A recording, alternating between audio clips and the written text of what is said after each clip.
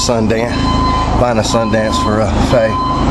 She's buying a Sundance, and now the guy's fixing to go over the pre-inspection of the motor. Go ahead. Come on this side, Carl, so wants to show you. Okay, we'll start over here. Picture this just like the engine in your truck. Okay. It's a 4-cylinder, 4-stroke engine, just like what's in your truck. Okay. You've got your intake. You have your 4 injectors, 1 per cylinder. This is your secondary fuel filter. There's a main fuel filter down inside the boat. Looks like a big oil filter, about this big. That cleans up the gas before it gets to the engine. This will take care of any other little tiny particles that maybe bypass that. Okay. You're supposed to change that big filter every 3 to 4 months. 3 to 4 months. Every 3 to 4 months. Little side note, you take off the old filter, ditch it, take the new filter, fill it with gas before you screw it back up into the head of the holder. Or you'll be there all weekend with a primer bulb trying to pull fuel back through it. So if you fill it up with gas first, you just cut your job in half, okay?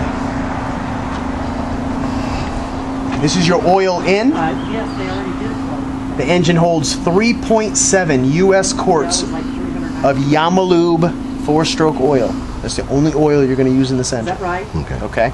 And that can be got where? Here. Here. And Okay. any Yamaha shop. Okay. Yamaha 4M 4-stroke oil. Okay. Okay. So oil in, oil out. It's a number. It's either 11 or 12 socket. Okay. Put it up in there, pull that, and their oil starts draining out. Okay. Okay. Over here. Screw on oil filter. Dipstick. Read it just like you do in the truck. You want it within a ½ inch of the top. Okay. Okay. That's your starter. And those are all your fuses for the engine with spares. What is that? On the inside. Okay. And then inside this cover is a diagram of what fuse does what. Okay. Yeah. You can pull start this engine. Pray to God you'll never have to, but you can. You take this cowling off. You'll see where you can wrap a rope around the flywheel. There's a rope underneath already? There's a rope that's in your kit. Okay. Okay. And pull hard. Okay. Again, a little side note, a trick you can do is if the battery is down to the point where it's not strong enough to turn the engine over, you can come back here, wrap a rope around it, and pull while she's turning the key. You won't have to pull against all the compression in the engine. She's helping you with a little bit of battery juice, and hopefully you can give it just that last little kick it needs to start. Okay. You can spray off the engine with fresh water. You were out boating all day in the Gulf. You come back in. You can take the cowling off and just mist it. Don't go blasting anything into it. Just mist it off. You can rinse off any salt water. It's meant to get wet. Okay. Just do not start blasting water, obviously, into the electrical or into the air intake. Okay. Okay? But you can rinse this all off. So I can mist it and wipe it down with a rag? You don't even have to wipe it down if you don't want to. Okay. You can leave the cowling off and just let it air dry. Okay. Okay? But yeah, there's drains in here. The water will drain out. Okay. Okay? The number one spot that everybody forgets to rinse off is the trim and tilt unit. Okay, the trim and tilt motor and the rams. Lift the engine all the way up and rinse off in there. Okay. Okay? Typical outboard engine.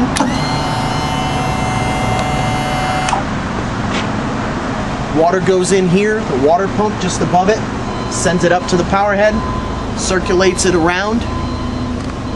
About 10% of that cooling water will come out of the P tube. Okay. The other 90% comes out of the prop.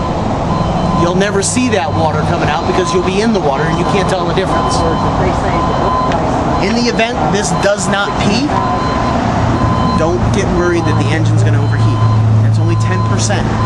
Okay? You could have picked up a bug or some debris or something and it just clogged it right here.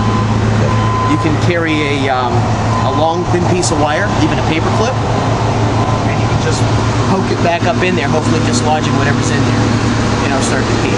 Okay. If you get an air compressor at home, hook up the garden hose, run the engine, and shoot some air up in there. Hopefully dislodging whatever's in there, and it'll start to pee again. Okay? Because if it was the water pump, your overheat alarm would start going. Alright? Do not use WD-40. A lot of old timers used to take WD-40 and spray it all over the engine because it's a water repellent. But the unfortunate thing is WD-40 also eats away at all the coating on the wires. So don't do that. Just rinse the engine off, you'll be fine. That'll stop any salt buildup. There was some kind with a seat toe on it. Wax the cowling. That'll stop the sun from bleaching and fading out the paint. So wax the cowling, you can even wax the body. Okay? What do you suggest on the wax? Regular marine grade wax, we carry it inside. Okay. Or you can get it at West Marine, any marine shop. Okay. Okay. You're going to check your foot oil just like any outboard motor. Okay. When you go to change that big filter inside the fuel filter every 3 to 4 months, wouldn't be a bad idea to just see how the foot oil is doing. Okay. You've got your vent, and then you have your fill and your drain screw. Okay. I could take this screw out right now and almost not a single drop of oil is going to come out until I crack open that vent. Once I crack open that vent, this entire casing is going to drain right out. You can crack it and close it real quick and just get a little sample of it. See if it looks milky white. If it's milky white, you got water mixed in with it. Bad. Hurry up and change it. But then again, how did the water get in there? It could be getting in through the O-rings on the screws, or it could be getting in through the O-ring on the engine. Okay. Okay. It wouldn't be a bad idea to schedule a service and say, hey, you know, this is what I found. I've changed it, but I need you to look at it. Okay. At the same time, you want to pull the prop. Re-grease the shaft so the prop doesn't get frozen to the spindle, and look for any fishing line up inside against that O-ring seal, because the fishing line will act like a knife, cutting away at that seal, letting oil out and water in. So every 3 to 4 months, change the filter, check the foot oil, pull the prop, check the O-ring seal, make sure there's no fishing line. Okay. Re-grease the shaft, put everything back together again. Okay. I'll show you how to flush the engine. The old-fashioned way is still the best way. Take your regular flushing muffs like this. Okay, I'll tell you what. Let's not put nothing on it then, nothing at all, because I've got seats over 6 months. Turn the hose on full blast.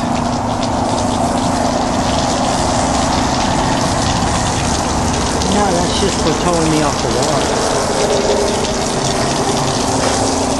Yeah.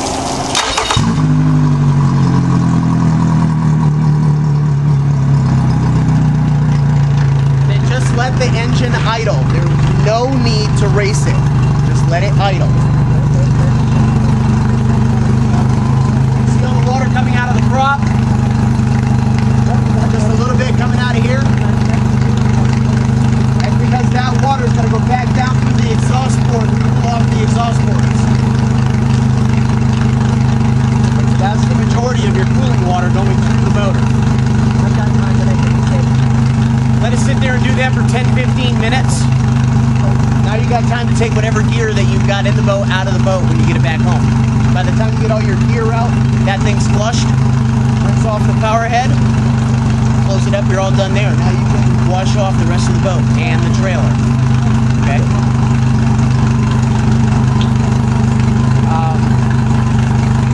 Break-in on the engine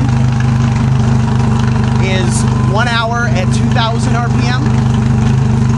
Once you're done with that hour, you're basically going to set it at 2,000 RPM and just go for a ride. Once that hour is up, you're going to bump it up to 3,000 RPM. Continue your ride for another hour. Then for the next 8 hours, you can run it at whatever you want. Just no wide open throttle. No heavy loads. Don't put 8 people in the boat full of coolers and all their gear and go out for the day. No heavy loads and no towing. Meaning, no towing a kid on a tube yet. No towing your buddy that just got hung up on an oyster bar yet. Okay? Call him sea tow. Once those total of 10 hours is all done, you're going to call up the store over here, ask for Vito, the service manager. You have to bring it back for a 10-hour service inspection. It is not free. It will cost something, okay? But that is the baseline that Yamaha wants to see for their warranties. If there's any issues down the road, they're going to start there. Was a break-in inspection done? Yes, here it is. Everything was good. And then if you brought it out back for any services after that, okay? So once you get 10 hours on it, call Vito and start setting up an appointment because you want to get that done before you hit 20 hours on the engine. Okay? Like I said, it is not free. It will cost you something.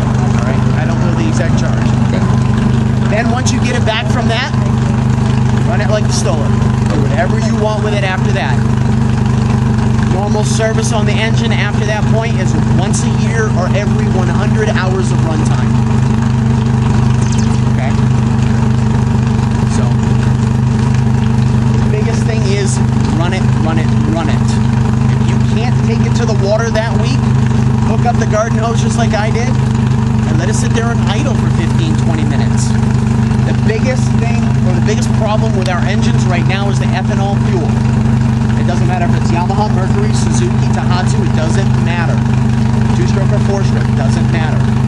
Warranties on brand new outboards, regardless of who built it, the warranty will not cover fuel-related running problems. If you don't keep the ethanol, fuel stabilizer mixed in with the gas, if you don't change that fuel filter every 3 to 4 months, if you don't run this engine at least every other week, and it gets clogged up, you're paying for the fix. It is not covered under warranty. I'd like to go ahead and buy some fuel stuff now. I have it inside.